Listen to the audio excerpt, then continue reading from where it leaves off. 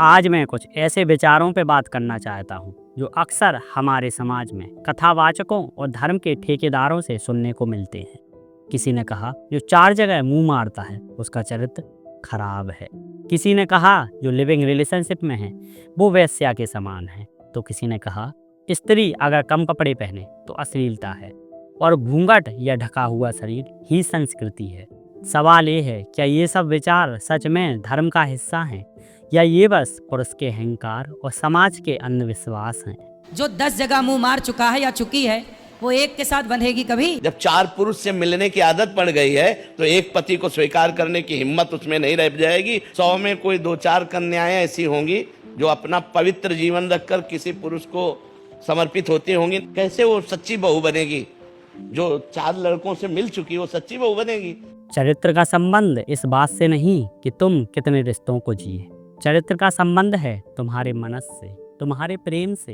एक ऐसा आदमी भी हो सकता है जो अपने आप को ब्रह्मचारी कहता हो पर हर औरत को गंदी नज़र से देखता हो। ऐसे लोग आपने भी समाज में देखे होंगे जिनकी उम्र 50 या 60 हो गई है, फिर भी किसी लड़की या औरत को गलत तरीके से देखते हैं या उसके भी आगे बढ़ जाते हैं।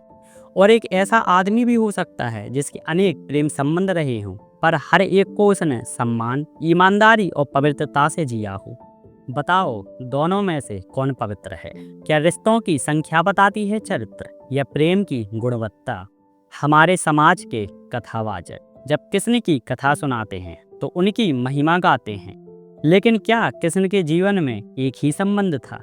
उनके जीवन में राधा थी, रुक्मणी थी और अनेक गोपियां थीं।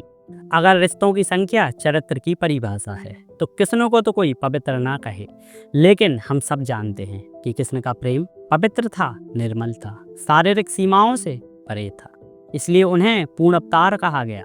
ये प्रमाण है कि चरित्र को रिश्तों से नहीं प्रेम से तौलना चाहिए। लड़कियों के 4 बॉयफ्रेंड हैं, सवेरे इसके संग घूमती है, दोपहर को उसके संग, शाम को उसके संग। ऐसी सोच को हमारे यहाँ वैश्या कहते हैं। रिलेशनशिप में रहते हैं, लिव इन में रहते हैं। बताओ ये लिव इन में रहना सही है? लिव इन क्या है? लिव इन पुरानी भाषा में जिसे वैश्यालय कहते थे उसे आपकी अपडेट भाषा में लिव इन कहते हैं। लिविंग रिलेशनशिप को बाबा गाली देते हैं, उसे वैश्या का दर्जा देते हैं। पर सोचो लिविंग का अर्थ क्या है? 2 लोग अपने प्रेम को ईमानदारी से जीना चाहते हैं, बिना दिखावा, बिना बंधन के। ये वैश्यागामी नहीं, वैश्यागामी तब है जब प्रेम ना हो, सिर्फ वासना हो, सिर्फ लालच हो। और ये लालच तो इन कथावाचकों में ज्यादा है, प्रेम में जीने वालों में नहीं। वैश्या को वैश्या नहीं कह सकते, वो है तो वैश्या पर सुनना चाहती है कि मैं सती सावित्री हूँ। वैश्या को वैश्या ना कहें तो पूछे न्यूज वालों से कि क्या कहें। बाबा कहते हैं वैश्या को वैश्या ना कहें तो क्या कहें। मैं कहता हूँ उन्हें माँ कह सकते हो, जैसे बुद्ध ने एक वैश्या को माँ कहा था। समझना, वैश्या को वैश्या वही कहता है जो उसका ग्राहक होता है। जैसे डॉक्टर को डॉक्टर उसका पेशेंट ही कहता है, टीचर को टीचर उसका स्टूडेंट ही कहता है, बॉस को बॉस उसका सर्वेंट ही कहता है।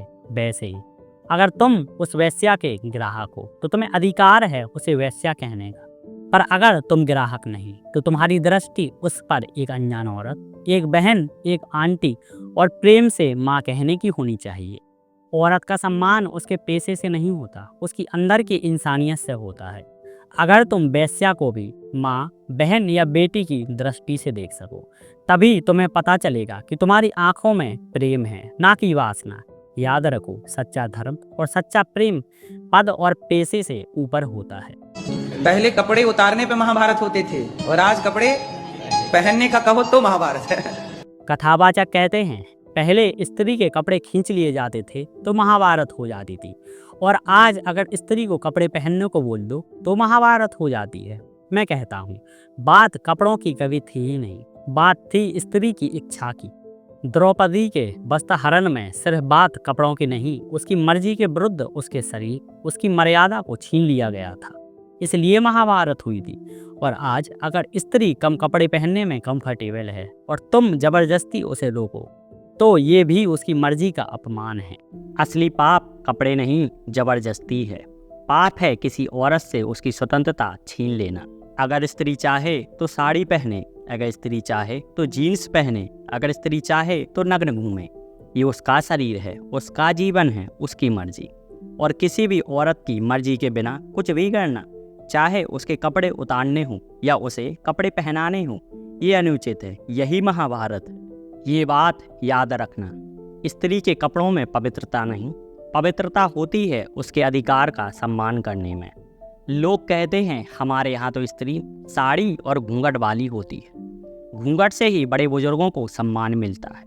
यही तो मर्यादा है, यही तो संस्कार है, यही तो भारत देश की संस्कृति है। पर हमारी संस्कृति तो कभी घूंघट वाली थी ही नहीं। पुराने मंदिरों की मूर्तियों को देखो, स्त्री आधे से ज़्यादा नग्न दिखाई देती है, पूरी स्वतंत्र, पूरे खुलेपन के साथ। घूंघट संस्कृति नहीं, ये तो गुलामी का प्रतीक है।